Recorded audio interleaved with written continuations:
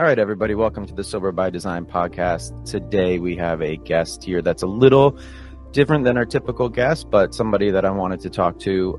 Today we are talking to Flat Earth Dave. Flat Earth Dave is a podcast host and has a subject that he is passionate about, and I do love passion. So, Dave, want to introduce yourself? You did it. I'm Flat Earth Dave. I was born in Connecticut. I still live in Connecticut. I went to college. I got a full education. I went into corporate America, had a couple long-term jobs. And then I found out, we can get into it, how I found out, but I found out the truth of our world, and I walked away from everything. I left corporate America. I started my own company with a partner, and we're doing extremely well. I kind of had what they call the American dream. I work for myself. I'm making lots of money, make my own hours. Life is really good.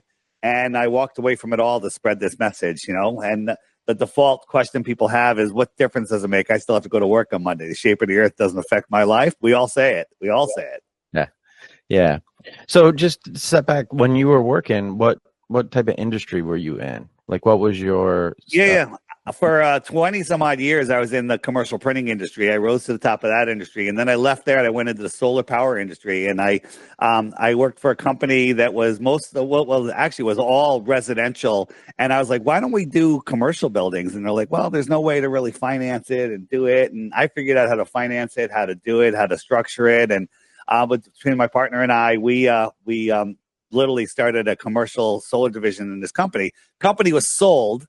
And they to a residential nationwide company, and they let the commercial division go. So for about a year, I was like, "What am I going to do?" And I was kind of just like coasting on my own a little bit. And then we started a better version of the commercial division, and we rose to the top. We were the number one on the East Coast. The company's still around today and doing great. But I walked away from it all because my truth journey, which is more than just flat Earth, was kind of getting in the way. And one partner couldn't care less, and the other one was like, no, it's really, he was very blue-pilled, if you will.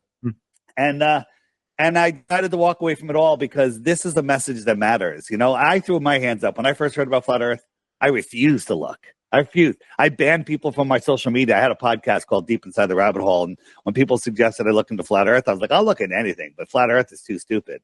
And I banned people. I came up with the term ban for life. And I just banned people for even suggesting that I look. But then I went to look. I had to look. I was forced to look. And I went in with a bad attitude. I went in to prove the globe and disprove flat Earth. I wasn't looking for the truth. I was just looking to prove what I already believe. Sure. And that's when I realized, holy crap, this is something else. And and then I threw my hands up like, well, what difference does it make? I still have to go to work on Monday. I don't even know what day of the week it is today, to be honest. Okay.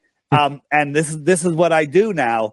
And this message frees your mind. And we'll get into it in a little bit, or we can get into it now on how this relates to the theme of your podcast. Yeah, we'll get into that. Okay. Just stepping back though, you mentioned your truth journey. So you were working, you had this successful commercial solar company, which I know a little bit about. I'm in the design and construction industry, and a lot of my projects are going to the photovoltaic panels for energy production, and it is catching on. It's challenging, but it's catching on. So you're working there, you're doing good, everything's humming, and then you said you wanted to go on your truth journey. So what is that for you? Was that for you at that moment? So when I worked, I was working for the corporate solar power company. Every day in the lunchroom, my friend Tim and I, we would be talking about, I guess you can call it conspiracies, but we were talking about one of the big topics we were talking about was what is money and what is the Federal Reserve and what is the IRS? And every day, more and more people started hanging out in the lunchroom. There's Dave and Tim. And we literally had like a crowd of people every day around us. And we were talking about stuff, that the IRS is a private bank. And, are you aware of that? You're aware of that, right? Everybody knows that by now. I mean, I don't really dabble in that, in that world, right. But So we were getting into some things. Then one day, Tim calls me up and goes, "Hey, Dave, my friend Mike, who's a comedian in New York City, the New York City Comedy Club is opening up a podcast studio, and they're open for podcasts that have an element of comedy, and I've got a great idea. And my comment was, "What's a podcast?" Right? Mm. This was quite a while ago, and he said it's gonna be like a recorded radio show. I'm like, okay. And so him and I were the truth tellers, and then Tim tried to turn everything into a fart joke. Okay. And it was really good. We started going over all of the heavy conspiracies from, I don't want to get into that. I don't want to poison the well, but the thing that happened in New York and the marathon and all these other things. But then people started pushing flat Earth on me. And I was like, I refused to even watch a 1-minute video. It's just too stupid. I mean, I'm open-minded, but then I tried to disprove it. And that's how we all have the same story. Everyone has the same story. I'm not a flat earther. I don't believe the earth is flat. I believe the earth is a globe. Ships go over the horizon, seasons, sunsets, day and night, all of these things. But then when you're shown how much your mind has been gatekept, how you've been programmed before you can even think, you start looking at it, and anybody that has any intellectual honesty and their ego isn't so huge that they're not afraid to admit that their entire life is a lie, they get it, and everything changes. Everything changes. So to go back to the conspiracy theory thing, because I think it frames this for maybe my listeners, right? Because I don't know where my listener base sits on that plane. But I've always seen there's a pyramid, right? Isn't there I've seen a conspiracy theory pyramid where there's ones that are maybe more towards the bottom, if I remember correctly, or the ones that fall into people might believe, right? Like UFOs or the JFK assassination was planned, and that. Well, the CIA admitted last year that they killed JFK. Are you aware of that? That's disclosed information that they were involved. No, I didn't know that. Every conspiracy theory that we went in they've already admitted that it's not, that we're right. We're not conspiracy theorists. We're conspiracy analysts. Okay. Right? When we look at things, we actually look at the facts. We analyze them. We don't want everything to be conspiracy, right? Okay. But the conspiracies are so huge, it's unbelievable. The CIA director, he said once everything the public believes, once everything, I think it was William Casey, once everything everything the public believes is a lie, then we know our job is done. We'll know our disinformation program is complete when everything American public believes is false. William Casey, CIA director, 1981. Okay. When I heard that, I'm like, everything, right? Everything? It can't be everything. And I was very resistant on that. It's amazing. Basically, if somebody took a test, 100 multiple choice questions, and they got 98 of them wrong, would you say they got everything wrong? Pretty much, right? Yeah. Okay. So that's where the American public is. It is amazing. When you don't know where you are, who you are, what this place is, you can be convinced that if you breathe on grandma, she's going to die. You can be convinced of anything. Okay. Right. And that's what this is all about. It's about control of the human race. Yeah. I just found it here on my side. So it's just this chart, and I had seen it before, and it goes, there's it's an upside down pyramid for people who are listening. And on the bottom are the ones that, the conspiracy theories or, ideas, I guess, that on this chart, they claim grounded in reality. And as it goes up, the pyramid gets bigger now at the top. And, up there, there's on this chart, there's things like Pizzagate and things that people might just know. But down at the bottom, again, I mean, the right, Watergate, all that stuff were started with false flags. The Gulf of Tonkin, they all these wars. The more recent, the Iraqi war. They have weapons of mass destruction, and Colin Powell with his poison. But all that was fake. It was not true. Their babies. They're dumping the babies out of the hospital, out of the incubators. Remember that? Yeah. And that was just a royal prince's grand niece or whatever. She was just paid to it. None of that was true. So people have a hard time believing it right in front of them. Let's talk 9/11 for a second, because 9/11 was one of the big things that woke me up years ago. Because I actually I have a direct line sight down Long Island Sound of the Twin Towers, and I saw the building turn into dust in midair. Okay, so. Do you know what the official story is with the plane that crashed in Pennsylvania? I'm going to tell you the official story, and you're not going to believe it. You're going to either think I'm lying or that's not the official story. And the story is the plane crashed at such an angle, at such speed that the ground liquefied, swallowed the entire plane so deep, and then re-solidified where they can't dig it out. That's the official story. Who's the conspiracy theorist? Yeah. Right? Never, ever has there been a plane crash where the plane just does that. Okay. Right. And it's still to this day, I think there's an army base there now or whatever. No one can go there. No one can dig. No one can do anything. There was no plane wreckage. There was no luggage. There was no chairs. There was no seats. There was no people. There was no blood. There was nothing. That was where was that? Shanksville, Pennsylvania. And if you go on Google Earth, where they showed there looked like a hole where a small bomb blew up. And then there was like crack in the earth where the wings were, supposedly. But you go on Google Earth, slide it back to before 2001, that crack was already there. Okay. So again, we're crazy conspiracy theorists, but over time, every single one of the conspiracies that we talk about becomes a known fact. But no one comes back and goes, you know what, I'm sorry, 10 years ago, calling you conspiracy theorists. You know the difference? You know what the definition of a conspiracy theorist is? Somebody that knows what's going to happen before the general public knows. That's what we are. Right. Critical thinkers is what we are. I mean, there's some things, listen, there's some things that I can, get into, right? And again, that's why when you reached out, I was like, I want to you, because I am curious.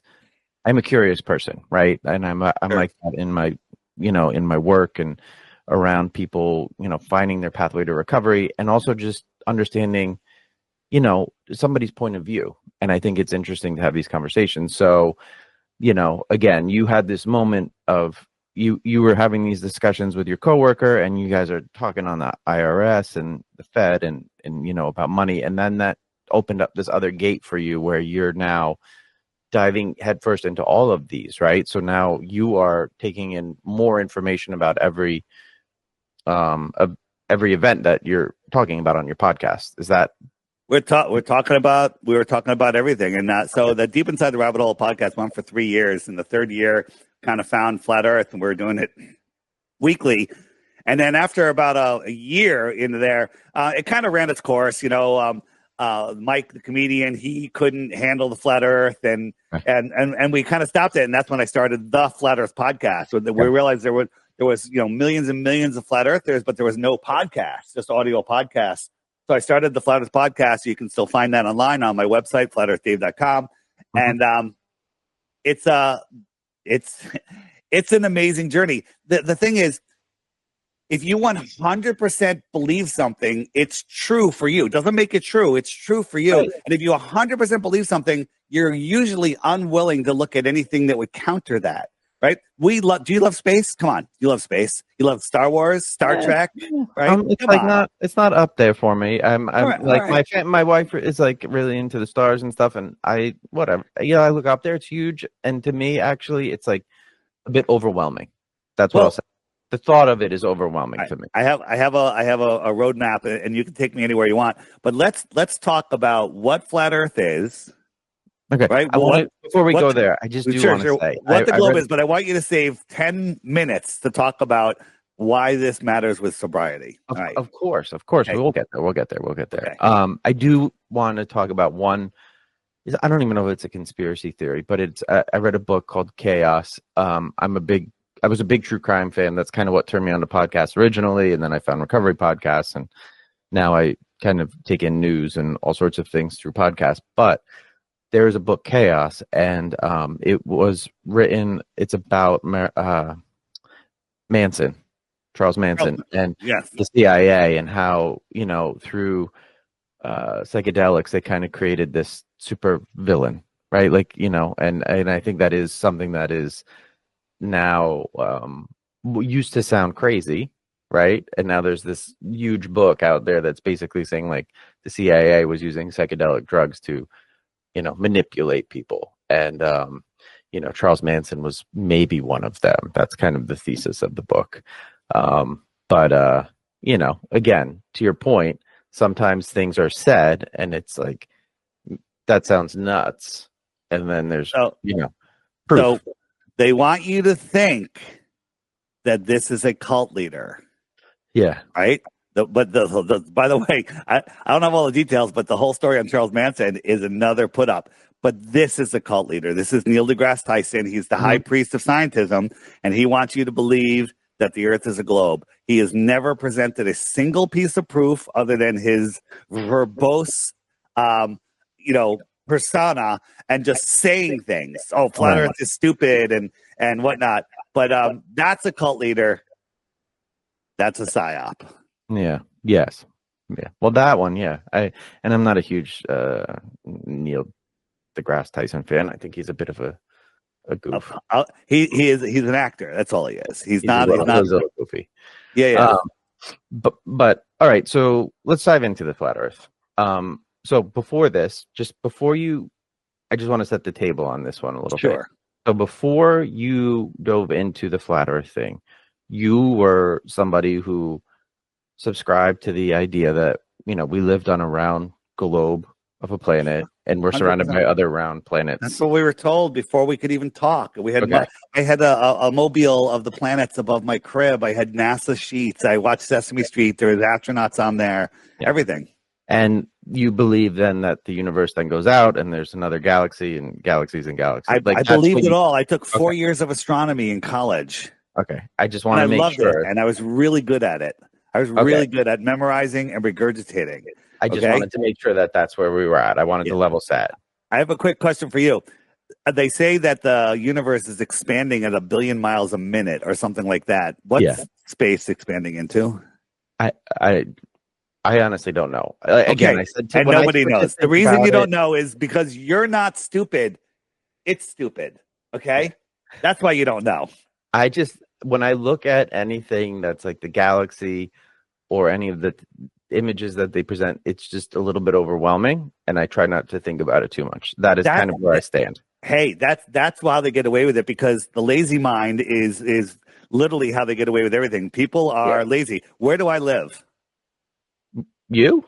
Yeah, where do I live? You just said Connecticut. Okay, do you believe it or do you know it? Well, you told me, so I believe it. You believe it, but it's not you don't know it. You believe it, and so that's the lazy way out. Yeah. Now, would you bet your life that I live in Connecticut? No. Okay, but what if someone says, "I want you to bet your life that he lives in Connecticut. I'll give you 24 hours." Are you going to do some work? Yeah, I'd probably do some work. Yeah. So, but people don't want to do the work. People don't want to do the work. And you say the stars are overwhelming. This is a star. Our consumer optics have outgrown their lies, right? If stars were the distances they tell us, zooming in with a friggin' 83 zoom camera or 125 zoom camera wouldn't do anything. It wouldn't get any bigger, but we can zoom in on stars and see stuff like this, right? You want to know what stars are? Sure. So do I. Nobody knows. Okay. This is the star Sirius. Right, this one's a little out of focus. The other one's in pretty sharp focus. This one is Aldebaran, I think. Aldebaran. These are energetic, I think angelic. That's me. I'm not speaking for anybody else. I've heard that before. Yeah. Neil deGrasse Tyson says we came from the stars. We're made from stardust. I think our souls live in the stars, and we're having a physical experience here on Earth. So, we live in a soul system created by the Creator.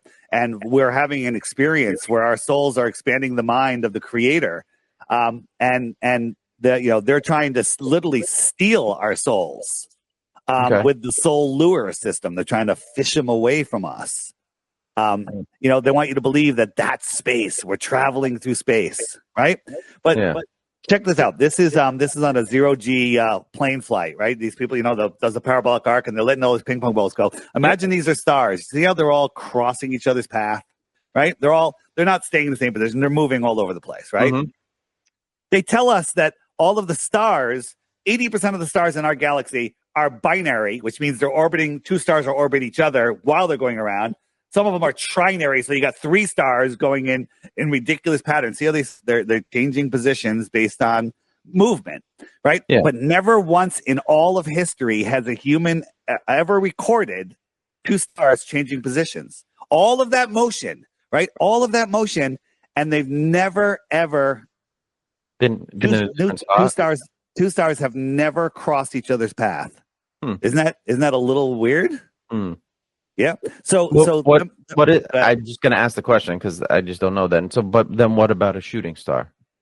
shooting stars are not stars; they're lights in the sky. They're here within the firmament, within the dome. And I think that personally, that they're electrical phenomena. There's a whole bunch of videos we have on that where you can see where they can recreate them with electrical charges between two Gaussian surfaces, and you can recreate these things. Think about this. When we have every August, second week or third week in August, we have the Perseus meteor shower. Yeah. It always shows up in the same point in the sky. It always shows up on the same day of the following year. But you have to remember that we're supposedly going through the path of where an asteroid had gone by, and we're going through that path. But we're traveling 4.5 billion miles a year. We're orbiting around the sun. The sun's moving at 500,000 miles per hour. We're traveling 66,000 miles an hour. We're spinning, never to return to where we were before. But some reason that path always shows up on the second or third week in August that the Earth goes through. What are the random chances of that happening?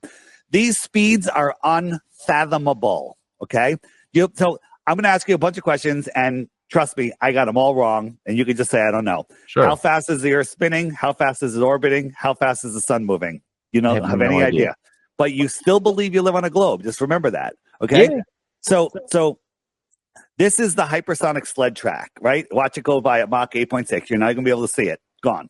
Okay? Yep. You can't fathom that speed. You have to believe that the Earth is going 10 times faster than that around the sun in a curved trajectory, which means not straight. Okay? And then we're chasing the sun at 100 times faster than that, right? But when we go out into nature, we see stuff like this. Look at this water.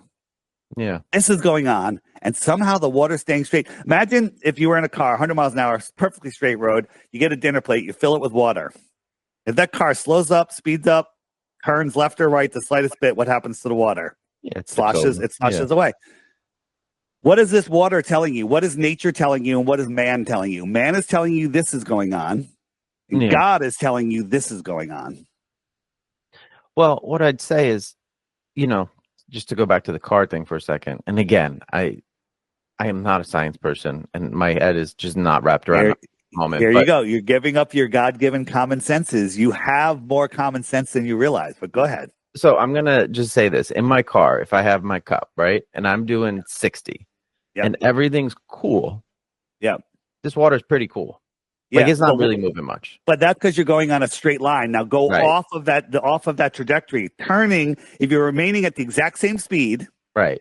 Turning is acceleration. Yes. Right? And so the Earth, not only is it turning, all of those four different motions are not straight lines, it's also speeding up and slowing down. Okay. It speeds up as it goes towards the sun, allegedly, and slows down as it goes away. Speeding up, slowing down, spinning, curving, turning, whirling. None of this works. When you actually think about it, when people say, Dave, what's your best anti-globe or flat earth proof? The answer is every single one of them if you just stop and think about them. Every single one. Would gravity be a reason why the water would stay? I'm not trying to poke. I am trying to poke. No. Please try to poke holes. Yeah. That is you're a smart guy. That is the only answer they have. Gravity, right? Yeah. Gravity, right? So here is let me. This is all pulling to the center at some speed. Right? That's what that's second squared or 9.8. 9.8 meters per second, which is an average. It's not actually consistent. And during electrical storms, things fall at a different rate. Okay. Which is weird. Okay. Which is weird. So, and they also tell us that, I'm jumping ahead. So sure. I got some leftover balloons here, helium balloons, and we got just this little button here, and we taped it to this wire. The wire goes to a Van de Graaff generator, and we're going to add a positive charge to it. Now, before I stop the video for a second, the ground, the Earth has a negative charge, and the sky has a positive charge. These aren't theories; these are measurable facts. As you go up, there's more and more positive charge. So anything that's off the ground is surrounded by a positive charge. Negative and positive attract. We learned that in school. And the ground is not moving. So when we add a positive charge to this, watch what happens. We're going to add a positive charge right now. And it goes down. Now, do we make it heavier or do we just make it more attracted to the Earth? And when we discharge it, it goes back up. And now we can do the opposite too. If we take this tinfoil triangle, we put a negative charge into it, it goes up. We turn it off, it goes down. We turn it back on, it goes up, and it stays up. Now, are we defying gravity or are we defying electrostatics, right? Right. Let me show you one more thing. This is from MIT. It's called the silent drone. It looks like a bunch of milk crates together. It has no moving parts, and it flies just by changing its electrostatic potential, right? So electrostatics, they tell us, this is what mainstream science tells us. Electrostatics is 10 to the 36 power. That's 10 with 36 zeros stronger than gravity. Okay. Now you said you're not good at the math. I got to run through this with you. Just I want you to think about this because people don't understand large numbers. Yes. Right. So how long do you think 1 trillion seconds is? I have no idea. Like, you want to take a guess? I'll give you $100 if you guess it within a week. I don't know. It's probably like 600 years or something like that. Yeah. 31,000 years. Yes. Okay. 31,000. No one's ever. Don't feel bad. No one ever gets it close. And by me giving you that little window, it throws you off even more. Okay. Kind of funny. So that's trillion. That's 12 zeros. Yeah. Right. So now if I was over there right now and I punch you in the shoulder, guy punch, right? Yeah. And you're like, ouch. Punch 100 times harder and knock you to the ground. 1,000 times harder, probably break your back. Yeah. 100,000 times, 1,000,000 times harder, I'd send you through the floor, right? A billion times harder, you'd probably explode. 1 trillion times harder, it might blow up the whole town. Who the hell knows? Yeah. Right? That's 12 zeros. We got to get to 36. Each time we add more zeros, we times 1,000. Okay. 10 to the 36 power stronger than gravity. What does that tell you about gravity? Gravity is nothing. Okay? Because the electrostatic force is weak. Just like they say gravity's weak. Buoyancy and density sort everything else out. This ball goes down when I drop it because it's more dense than the air around it. But there's an electrostatic flow from the sky to the ground, measurable, that sets the downward direction. That's it. And then buoyancy and density sort everything else out. Okay. So that's the gravity. That's what gravity is. And it's we can manipulate it. I just showed you we made things go up, we made things go down, and so we have a variable, independent variable, dependent variable. It's the scientific method. Where's the scientific method when it comes to testing gravity? No one's ever tested it. There's no test that is legitimate where mass attracts math. Mass attracts math. Now they claim there's this one that's a scientist put these lead balls in a barn and he looked at it, but he did not take into effect the electrostatic attraction of those balls to each other. Yeah. We're crazy because we think down for everybody on Earth is down, right? But this makes perfect sense. Everyone's feet are facing each other no matter where you are on the spinning Earth, right? If the Earth was spinning, the guys here, okay, they'd be okay. But if you're standing here, like this guy, he'd be pushed sideways, right? Because the force would push him towards the plane of the spin, right? But that no one ever feels that. No one ever feels that because the Earth is not flat. Oops, I got a couple things going on here. Okay, so gravity is there. So you were talking before, we were looking at the mountain and the the lake, and we're saying, okay, that would be moving like crazy if we were spinning and moving through space at this crazy speed, which is what we're told is happening, right? So I guess what is the flat Earth view on what's happening then? So like, how is the sun, I guess for me, because if I'm just going to take it down to like the level that I can comprehend, the sun and the moon for me, right? Because like they come into view, right? Like I sit down in my living room in the mornings and the sun rises like right at my living room window pretty much. There's a little variability in there throughout the year. It changes a little bit, but it's mostly smack dab on my living room window up. And then the moon is to be honest, I don't track the moon as much as I track the sun because I don't really care. But I know it's, up there somewhere. So how, because I saw the clock, and how is that all happening on the flat Earth? Because that's what I can't understand. Right. So Not that I can understand it on the globe either. To be honest, I can't understand either view of it. Well, don't say I can't understand. Just say I don't understand. Right. So let me just. Hey, everybody, quick message that I'd like to share with all of you. Our lives are filled with toxins in our air, food, and even in the information we're taught. Avoiding them all is impossible, but helping your body detox doesn't have to be complicated. That's where Masterpiece comes in. Just 5 drops under your tongue twice a day, and that's it. Super easy, super simple, and it doesn't even taste bad. I've tried countless supplements, and while generally I'm pretty healthy, I didn't really feel much of an effect. But with Masterpiece, it delivered noticeable benefits. Check out the podcast I did with Terry from Masterpiece, linked below this video, or you can find links directly to Masterpiece on my website, flatearthdave.com, or in the shopping section on the app. The key to health is to detoxify. Now back to the show. Okay, so here's some street lights and the moon, right? Or the sun. Okay, the sun is just going away and it goes down. The street lights are going away and they appear to go down. Now all of these street lights are the same height, right?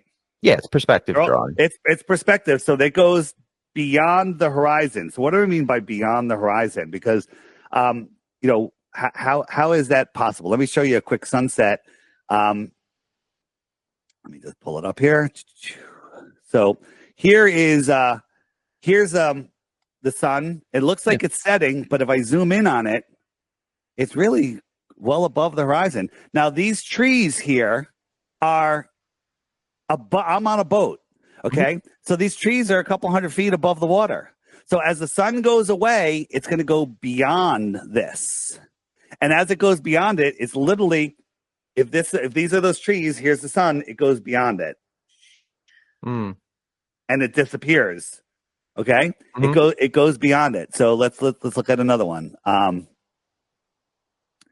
Where is it? Oh, so then, okay. So it goes beyond I'm listening. Yep. It goes beyond it there, right? So I'm sitting in that boat on Monday. Yep. And it goes beyond the trees. And then I'm sitting in the same boat. I never leave. I just say, I'm anchored. I'm sitting here. The next day, it comes above my head again. And then it goes beyond it. So let me show you. How did it do that path? Yeah. So it circles the earth. So here's the sky is a perfect clock. The sun keeps track of the hours and the days. Wherever the sun is noon. Now, right here is Sydney, Australia. I can call my friend PK right now and say, hey, what time is it? And where is the sun? And he'd be like, well, it's almost 12 o'clock and the sun's almost directly above my head because that's where he is. So the sun is like a street light. You're standing under a street light. That's your 12 noon street light. Okay. Your 12 noon sun. And as the sun goes away, it just goes around. Here, I'll slow it down a little bit.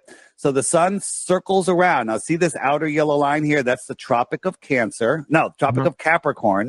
And the sun migrates from the inner line, which is the Tropic of Cancer, to the outer line 6 months out, 6 months in.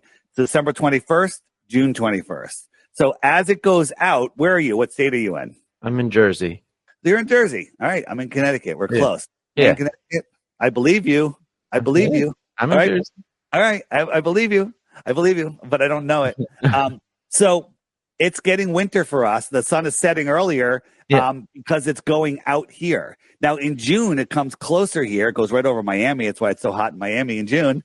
And when it's closer, it's higher. It never goes directly over us because it never gets over us. It only comes to here and it goes out. That's why everything in between the tropics is the tropics. And that's why it's hot because the sun never gets far from them. And it crosses over their path twice a year. It only comes near us, and then it goes away, right? It's going away. December 21st, the sun's going to die for 3 days, and then it's going to rise again. The sun dies on December 25th and rises 3 days later. That's weird. Okay. All right.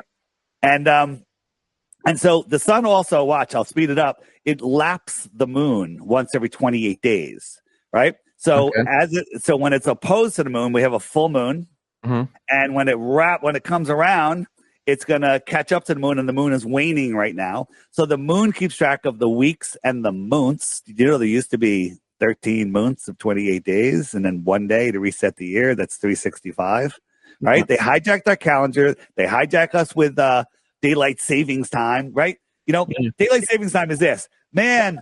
I'm cold. The blanket doesn't come high enough on me, so I'm going to cut a foot off of my blanket on the bottom and sew it to the top so I can be warmer. Right?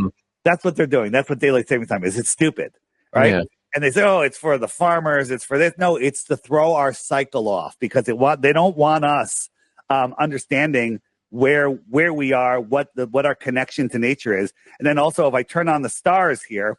The stars are going slightly faster than the sun. So right now, it takes 365 times around for the stars to lap the sun. So the sun will drift back into each zodiac for about a month. Okay. And that's why the sun is in each zodiac. This could not happen in a heliocentric beehive, which I showed you before. That's what they tell us. They want us to believe. Right? There's a thing called the three-body problem. No supercomputer in the world can model what three bodies orbiting each other will do. It goes into random chaos mode, right? But we have hundreds of billions and trillions of bodies that just perfectly reset, never cross any paths, never, we have alignments of all of our planets, plane with a T, and none of the gravity affects each other, right? Helium and hydrogen, how much do they weigh? They defy gravity, right? Yeah. They defy gravity. But and what happens when I have a jar of gas in a room with no air? I open the jar, violently fills the available space. Except in space, helium and hydrogen collapse upon each other, turn into thermonuclear furnaces, and have enough gravity to hold on to Pluto, but don't have enough gravity to affect our moon. This is all insanity.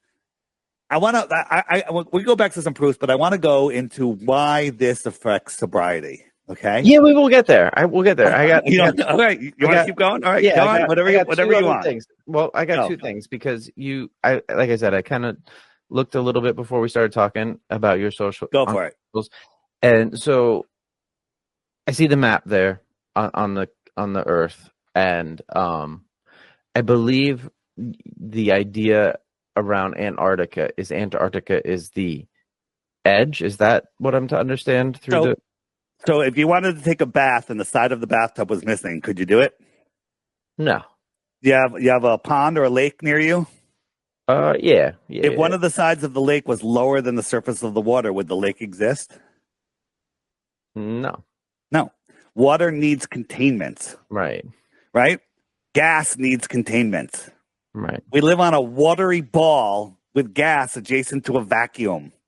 And they want to say that gravity can hold the air down, but I can, with the small low pressure system of my mouth and lungs, I could, with using a straw, I can suck air and water up and away from gravity. But the core 17 vacuum of space, which we can't even recreate here on Earth because it's so strong, can't pull that air off. Isn't there some, like, isn't that the whole atmosphere? Isn't that I'm speaking out of my ass because I don't know anything. That's what you have to do. You have to defend but that is what it is, right? Atmosphere is holding it all in. To defend heliocentrism, you need to speak out of your ass. So you have to continue because it's so stupid. And once you break the programming, once you're like, okay, this is crazy. You're drinking out of your Yeti mug. I'm drinking out of my Yeti mug. We're both having tea. There's a 1/4 inch of a vacuum in between here, and our tea will stay hot for 24 hours. Yep. But the sun, a helium and hydrogen ball that has enough gravity to hold on to Pluto, ignore our moon, is heating the Earth through a 93 million mile vacuum, a void. Somehow that heat is transferring to the Earth and heating us. And check this out. There's a thing called thermal conduction. If you have a heat source and the vacuum, it won't go through the vacuum. But if we filled the wall of the Yeti cup with a solid, put dirt in there or something, the heat would transfer right through. Yeah. They tell us that the core of the Earth is hotter than the sun. Yeah. How come that thermal heat doesn't come all the way up to the surface? But the heat through the vacuum of space, it can come all the way here, right? You got to do some serious ass talking to come up with an excuse for that one, right? Yeah. It's amazing. So now we're saying the water, it has to be contained, right? Yes. So Yes. if I'm to understand, it's Antarctica is surrounding the entire circle of So Earth. so we're looking down at the Earth here. You Yep. got South Yep. Yep. America, right? Australia. And this pink line is 60 degrees south. So we start at north, we go out to the equator, which is 90 degrees, and then back down to zero, which is supposedly the South Pole, right? But at 60 degrees south, no independent exploration is allowed, right? Every country in the world agrees on that. And another weird thing that happened in 2020, they all agree on that, no arguments, right? But there's no independent exploration. Now, why is that? Why can't we go out here? So this, and check this out, Antarctica. Let me see. Antarctica is interestingly, I have it here. Is interestingly the highest land on Earth. Here, I'll just go here. And on Earth. So yeah, that's weird, right? Let me just show you. I can pull it up quickly here. Antarctica. So here's the average elevation of all the continents in the world. Can you guess which one Antarctica is? Boom, right there. That's the shoreline of our world. That's the shoreline of our world, and it holds the oceans in, and it's amazing. It's amazing. That's The average elevation, huh? That's the average elevation of Antarctica. Correct. Right. So it's the highest land on Earth. They say there's a 200-foot ice wall when you get there. That's the shoreline.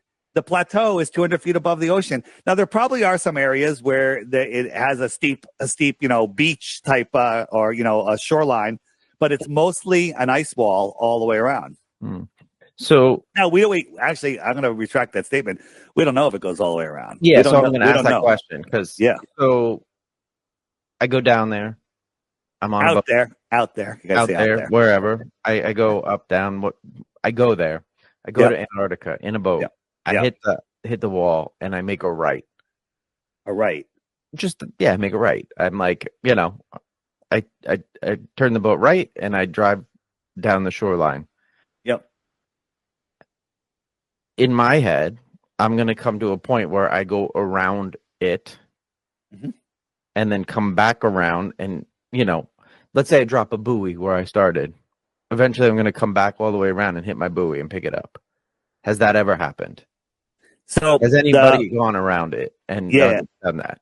So they tell us that Antarctica is the shoreline is about I'm trying to see if I have a quick image here. They tell us that Antarctica is about 10 to 13,000 miles in circumference. So anyone that's tried to circumnavigate Antarctica, including the last one was Captain Cook, it took him 3.5 years and he went over 68,000 miles. Wait a minute. If the equator is only 25,000 miles, how did he go 68,000 miles around Antarctica? Right. Unless, of course, he's going all the way around this way, right? But let me help you out with the circumnavigation, okay? So we have our North Pole. Pay attention here. I got a neodymium magnet here, so that's our North Pole, and so it's overpowering the magnet. I mean, this compass is pointing towards the center of the Earth here. So this is a boat, a plane, whatever you want, and so west is that way. But I want to try to push it 270. I got to constantly turn to the right to maintain a heading of 270. Now, this plane thinks he's going in a straight line because he's following his compass, but he's really going in a circle. This doesn't prove the Earth is flat because it's the same on a globe. Right. It's the same on the globe. So if I go east, 90 degrees east, I have to keep turning. See, the compass has always got to point towards the center. So 90 degrees east is going to take me around. And it's just like going around your town. If your town hall was at the center and you walked all the way around your town, doesn't make your town a sphere. Now, if I try to dead reckon, which means I'm not going to adjust, I'm not going to follow the compass. I'm going to say, I'm going to start going west. Look, I'm going south already. I'm going south. South is every direction away from the center. That's south. Now, here's something interesting. Billions and billions and billions of people have circumnavigated east and west. 0 have gone south and come up on the other side. No one's gone from Santiago over Antarctica and ended up in Australia. If you go south, and you always go south. Now, if you go north, you're heading north, and as soon as you pass North Pole, watch the compass, It just did a 180, and now you're going south. Every straight line ends up going south. Interesting, right? Yeah. It is interesting. And people say, well, what about the Antarctic boat race? The boat race, I think they're having it now, right? These boats go 25, 30 miles an hour, maybe even faster, right? Yeah. These are state-of-the-art boats. And in the South, there's strongest winds. There are way stronger winds in the South than there are in the North. But every sailboat distance record for a day has been made in the North. And some of them are over 200 miles more than a boat in the South.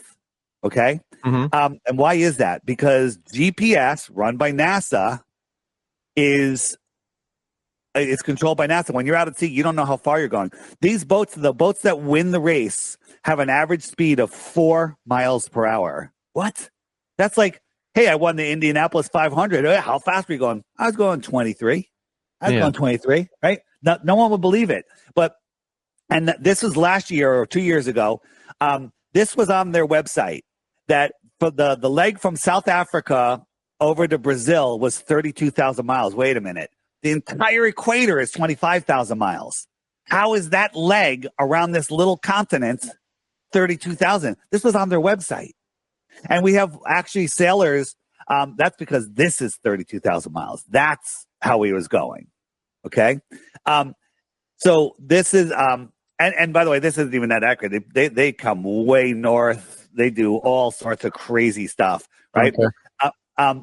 We have some of the captains of those boats that are full-on flat earthers. Like, yeah, we saw this, we realized it, but nobody wants to talk about it because, no scientist will talk about it because he loses his funding. No teacher talks about it; they lose their job. Airplane pilots that talk about it get grounded. But we have tons of airplane pilots. I have a bunch of Delta pilots and other pilots, Qantas pilots.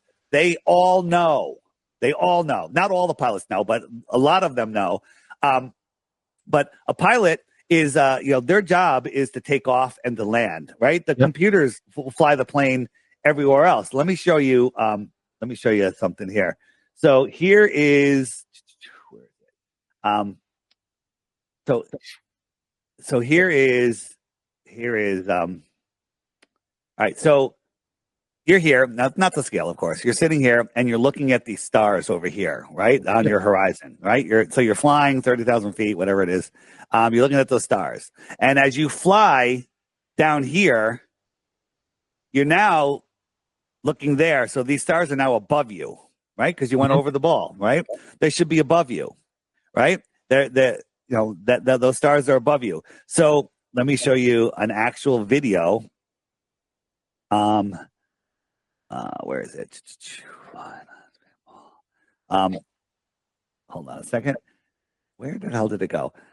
So here is. I'm getting a little feedback. Were you saying something? No, you're good. All right. Traveling. Where did it go? I'll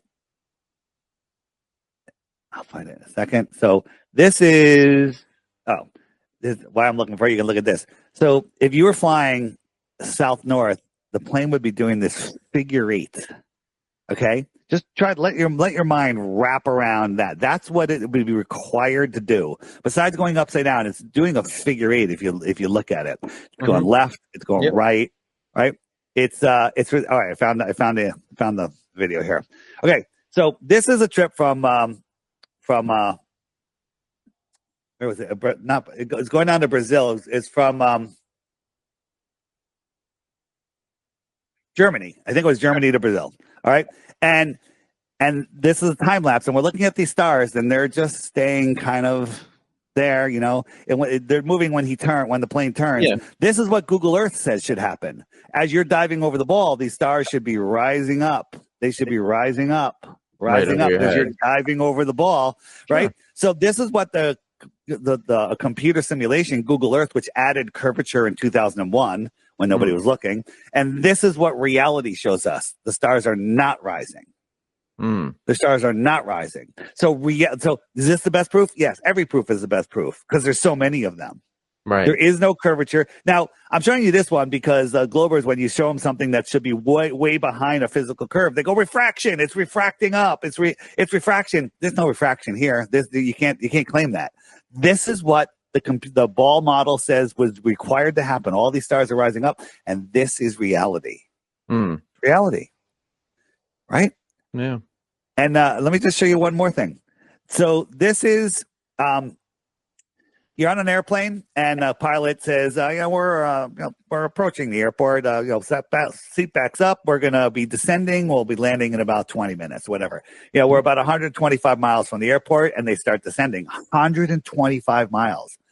On a globe Earth, 24,901 miles around, they have to calculate, okay, we're at 30,000 feet. We got to drop X number of feet per minute to end up on the runway. Makes sense, right? Mm-hmm. So this is a flat Earth calculation that they do. The problem is at 125 miles out, he'd be 2 miles too high because there's 2 miles of curvature in 125 miles. But they don't calculate for it. Is that weird? Yeah. They don't calculate for it. Yeah, that's a weird one. And how about this? If a plane is sitting on the equator on a runway, mm-hmm. It's moving 1,000 miles an hour from west to east. It's spinning with the Earth to the east, right? Mm-hmm. So you could say it has this tangential speed, when it takes off. But a plane sitting at the North Pole is just pirouetting. It's turning around once every 24 hours. So it really has no tangential, if I can say the word, speed, right? You with me? Mm-hmm. So if a plane takes off from the North Pole, flies to Ecuador, and wants to land on a runway that's oriented north and south, how does it speed up? How does it catch up to that runway that's moving sideways at 1,000 miles an hour? Now, the only thing you could say is gravity is speeding up the plane. It's going with the wind. The wind is spinning with the Earth, right? You know, the official story was why the atmosphere spins with the Earth, because the Earth has been spinning for so many billions of years that the rough surface of the air has made everything spin with it. Right? It's the viscosity of the air is just spinning with the Earth. Meanwhile, a summer breeze blows left, blows right, hurricanes come in, spinning, right? We have all but no problem. The mental gymnastics that you need to do to defend the globe are ridiculous, right? Yeah. And again, you got a life, you got a podcast, you got a real job, you might have a family, you got responsibilities, you want some downtime, you want to watch some Netflix, right? Yeah. Okay, you gotta. People don't want to. They're like, hey, I get 2 weeks vacation, I get 3 weeks vacation a year. I'm great, right? That's not what life's about, right? They have you working, they have you lost, and this is, as I said, this is a spiritual war, Sure. taking your energy, taking your. They want to have you live. They want you lonely and afraid and scared and living in lack and take that energy from you. Let's talk about. I can believe that. So Okay. I'm going to say I 100% believe your concept there, right? This idea that we work, whatever, 40, 60, people work 80 hours. Some people have 2 jobs, 3 jobs, families never see each other.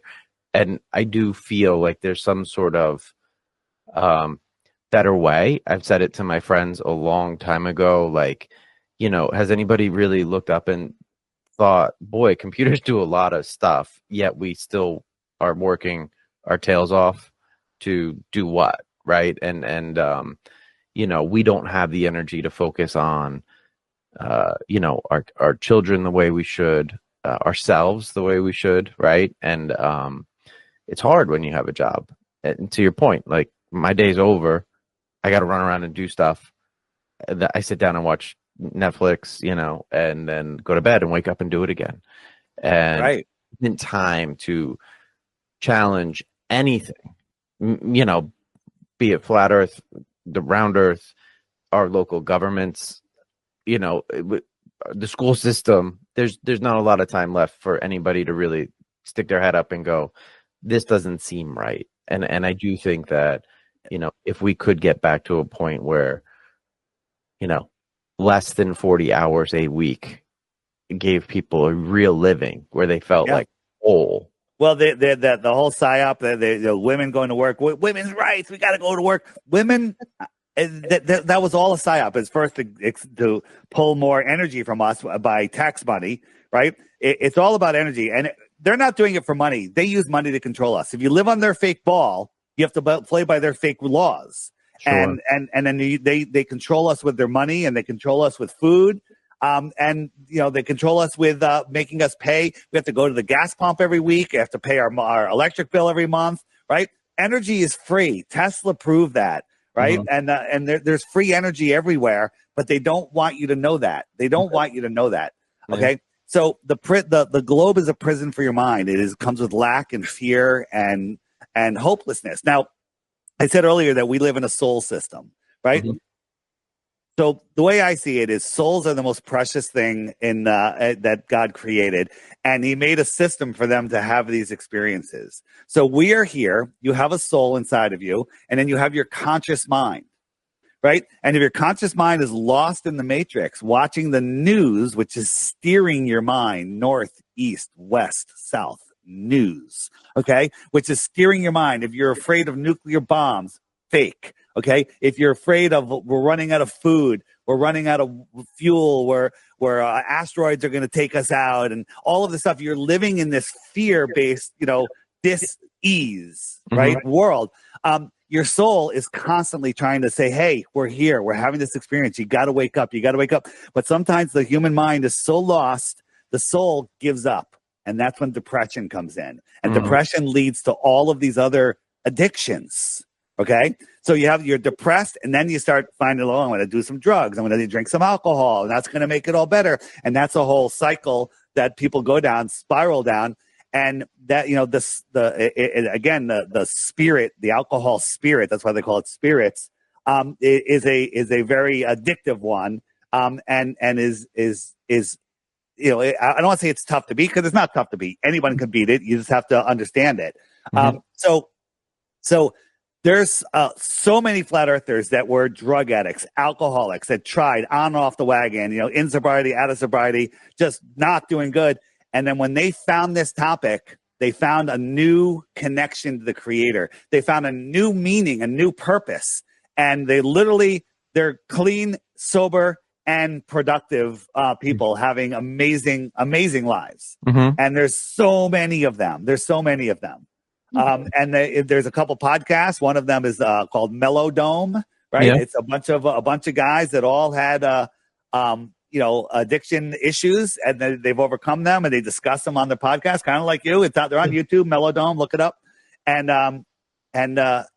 it actually brings you new hope. Like, I used to be bored sometimes. Bored? I don't even know what that word means anymore, right? I used to be like, what's the purpose of life? I now see the purpose of life, right? So when you are not bored, and you can see the purpose of your life, and you know that your thoughts matter. Your thoughts create your reality, right? They don't want you to know that your thoughts actually have manifestational powers, Right. right? They don't want you to know that. They want you to think that that's all mumbo jumbo. No, you got to work hard. And then when you're 65, we'll let you retire in 5 more years when you're 70. And then you're going to be on these drugs. And then you can go to the beach and enjoy yourself. No, that's not how it works. That's not what life's about, right? This world is an amazing place where the amazing people to your left and to your right, in front of you and behind you, but they want you to think they're all your enemies. They want you to be in competition with each other. They want you, believing in all of their materialism and their nonsense. They want you on their drugs. Drugs don't have side effects. They have direct effects. Right. And they want you on all of these drugs. They, remember during the lockdowns, churches were closed, but the liquor stores were open. Yeah. Okay. That's got to tell you something. That's got to tell you something. So, once you I'm start, going to stop on there, because that's right. I remember the bars were opening and the liquor stores were open. And I can tell you, I was not a big church person for a while. And I go now with my one son. We go to a Unity church locally, but they took a huge hit on membership because of that time. And, to build it back up has been a challenge. Yeah. And, so let me say something about organized religion. It has its purpose, okay? And some people get a lot of benefit from it. However, they become a middleman. In the 1776 Bible, there was a whole bunch of stuff that's not in the Bible anymore. And one of those things was that God is within you. right? But the church, the church leaders all got together and goes, we got to separate this. We got to say they need us to get to God. We have to be the middleman. That way we can control people. They want you in one of the religions, one of the main religions, Buddhism, Hinduism, Christianity, whatever, or scientism. Okay. Either way, you're in a religion. Science is a bigger faith. Scientism, the globe model scientism is more of a faith-based religion than any other religion, right? There's more proof of all of these religions than there is of the globe, because there's zero proof of the globe. Zero. Right. There's just stories, right? People go, what about Eratosthenes and everything? And with his sticks and shadows, all of that is explained away. We don't have time to get into all of that. But on my app, the Flat Earth, Sun, Moon, and Zodiac Clock app, every day there's a new video. And I just say to people, take it slow. While you're having your tea in the morning or coffee, whatever, watch the daily video. Just watch one video a day. I say, watch that for 2 weeks. I offer 3 Bitcoins. That's almost 300 grand right now. Yeah. Okay. For one globe proof. But you have to watch the video every day for 2 weeks. Okay.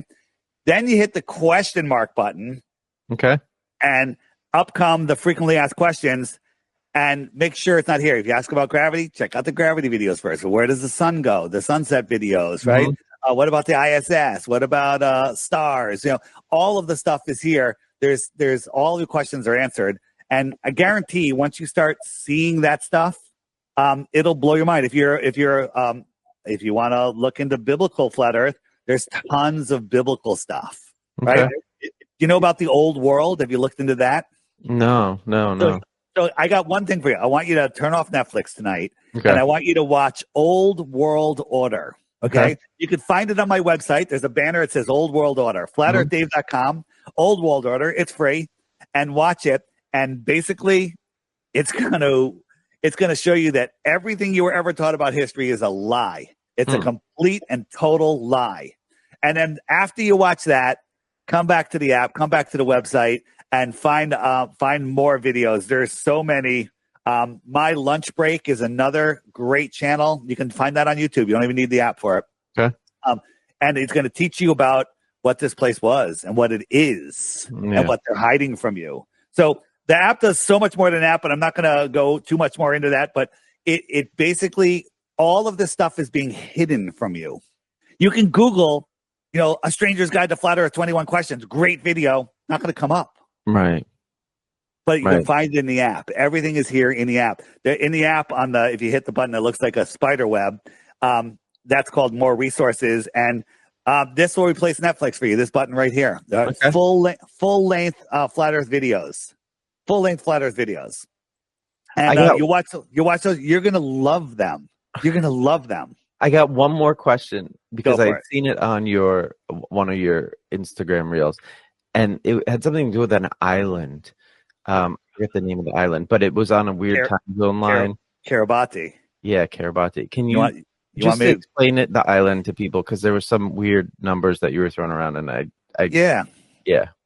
So we're not allowed to explore beyond 60 degrees south unsupervised, right?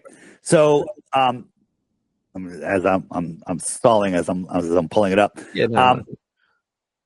And the two places that would prove the Earth is not as flat or a globe are Antarctica and the North Pole. Right. And both of them are off limits virtually and physically, right? You can't even measure them on Google Earth. So we're looking at a ship tracking site. You can track all these ships, click on any ship, and it'll tell you where it is. And we noticed that there was a ship that was 730 miles inside of the shoreline of Antarctica. How does that happen? That's well above sea level too.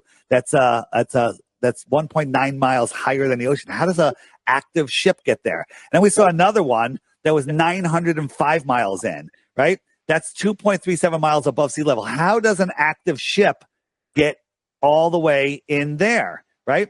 So this is a map that was found in a Buddhist temple, 10 centuries old, and it was published in 1910 in a Hawaiian newspaper. And it basically shows all of these continents out here. Okay, that's weird. Now, when you go to Antarctica, you go from Santiago and you go out. Now, what if they took you to this continent right here, right to the middle of the continent? And they said, you're on Antarctica. Would you know it's a continent? Look at the size of this thing. It's bigger than South America and Canada. Okay. It's gigantic. So if they pulled you up here, you don't know what it is. Right. You don't know what this is, right? You can't go around it. It's too long. You don't, you're only going to go and you're going to visit and then you're going to leave. And you go, oh, I was at the continent at the bottom of a ball. So why am I showing you that? Let me show you. So we clicked on the one ship and it said it was 850 meters long and 80 meters wide. That's gigantic. That is a gigantic ship. I've never seen a ship that big. And it was registered to the island of Kiribati, which was, it's spelled out Kiribati with a T. Kiribati, right? And so where is Kiribati? It's out here in the middle of nowhere. It's a friggin' sandbar. I had to put a pin on it so you can see it, right? And you zoom in on it, and there it is, okay? And so America, China, they gave them $10 billion each recently. They say it's a very important trade route, right? Very important trade route. Why is that island a very important trade route, right?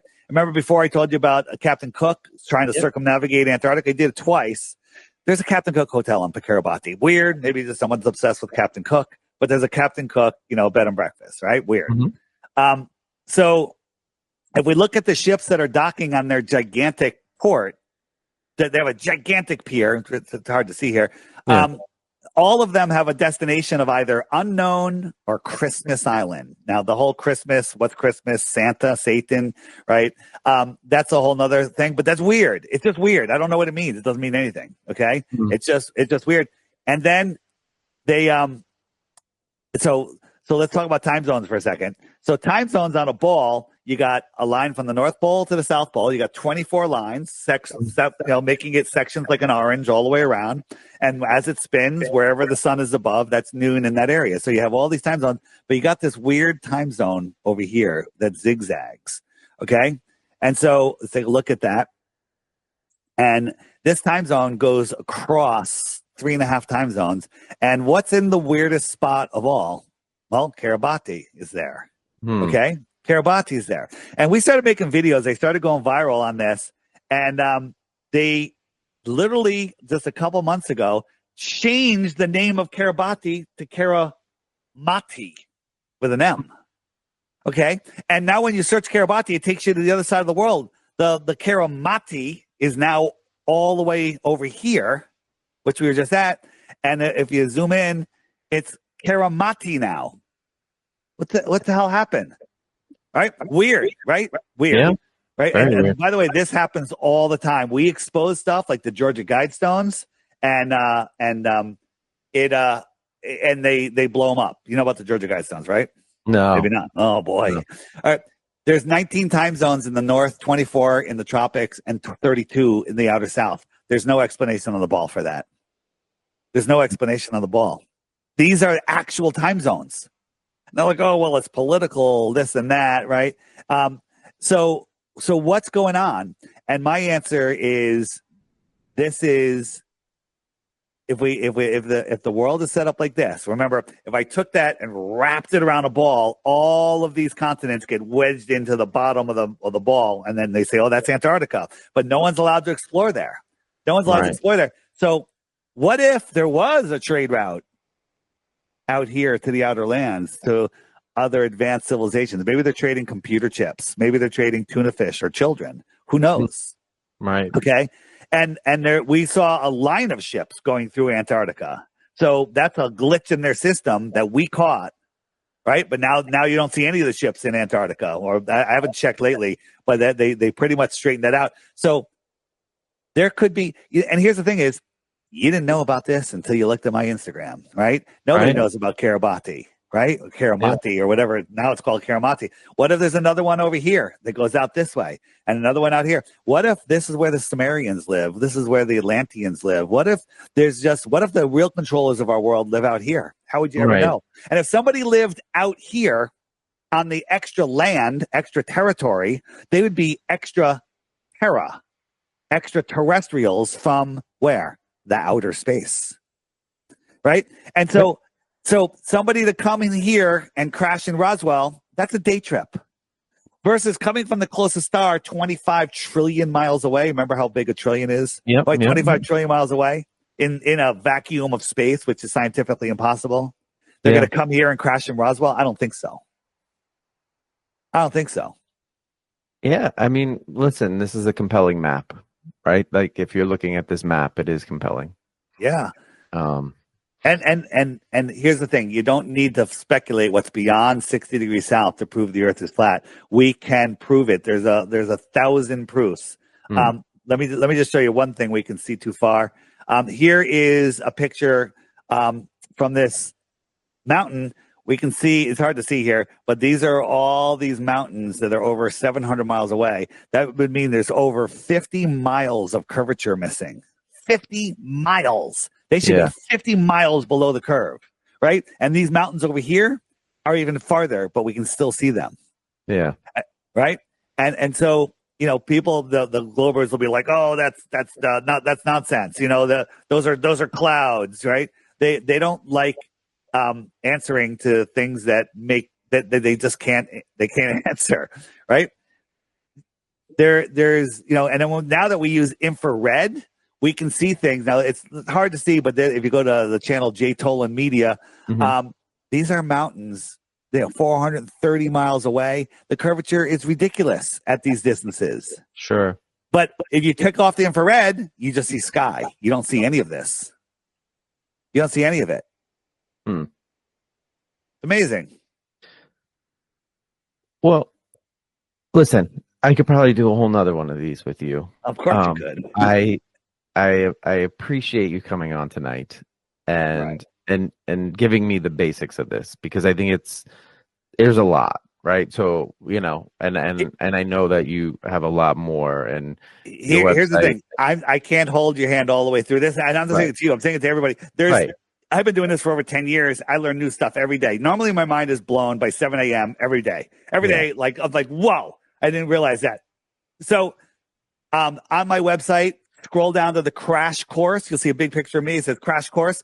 Click Okay. that. There's a whole bunch of videos there. Watch those. Or get the app. If you want to have, if like, hey, I'm really interested in this, have Yeah. the app. This way, whenever you got a couple minutes to spare, you can click it on, check the FAQs, check out the homeschool section, everything. There's a book section. They're amazing books, outer land books, children's books, Okay. now, you know, all sorts of stuff. It's a wealth of information. But the thing is, Google is hiding all of this information from you. Why are they Sure. hiding it if it's nonsense? Every flat earth, you Google flat earth on YouTube, every video that comes up is a hit piece. Is it literally an anti-flat earth video? Why are they hiding all the things that you're searching for? That's not good business. Yeah. Why are they hiding it? So again, once you see, you know, once you see what this place is, once you understand the space programs are not real, space is not real, planets are not real, stars are close, they're Hmm. probably sentient, and that you are a powerful soul having a physical experience. Once you connect back with your soul, your addiction goes away. Yeah.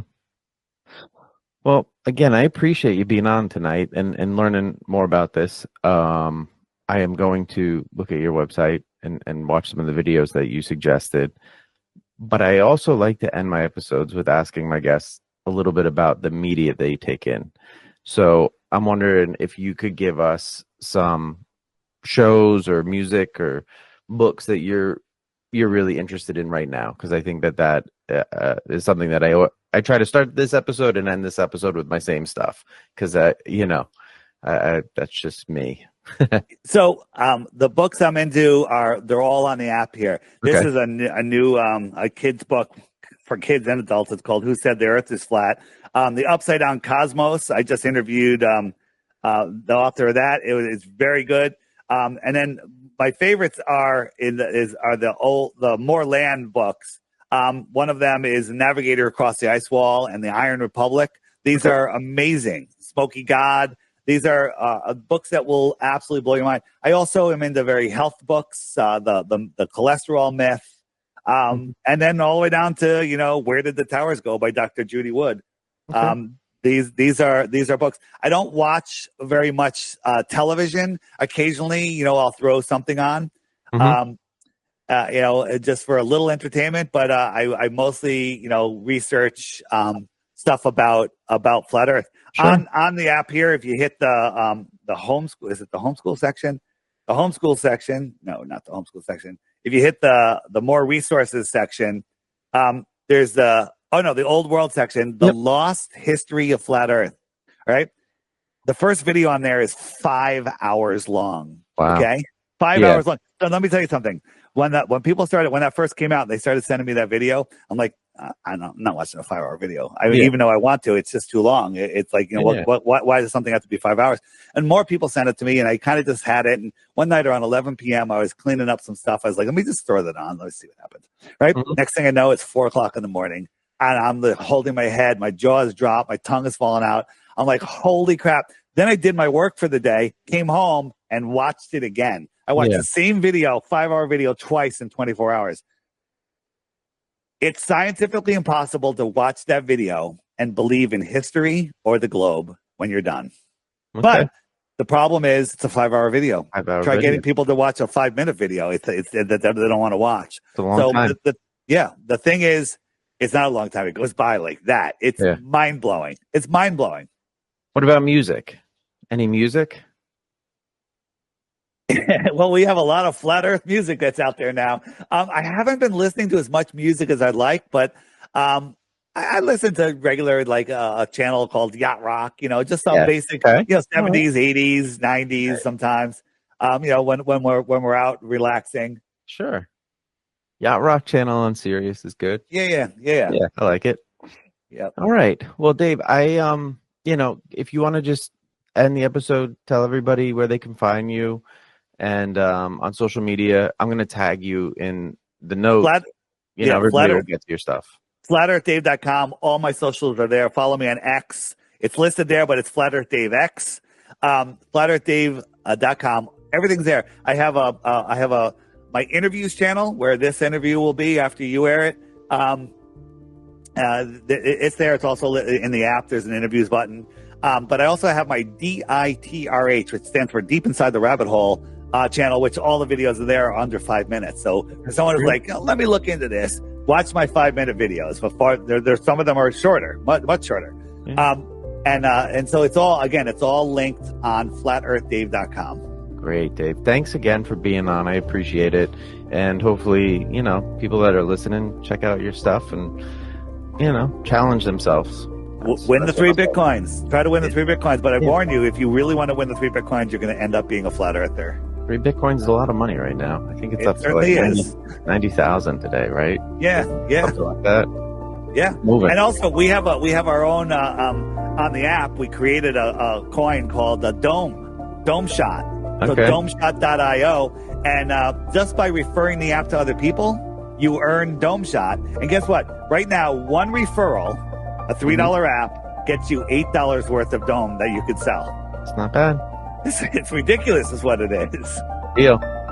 Dave, thank you. And everybody will be back next week with another episode. And thanks for listening. All right. Thanks. See ya.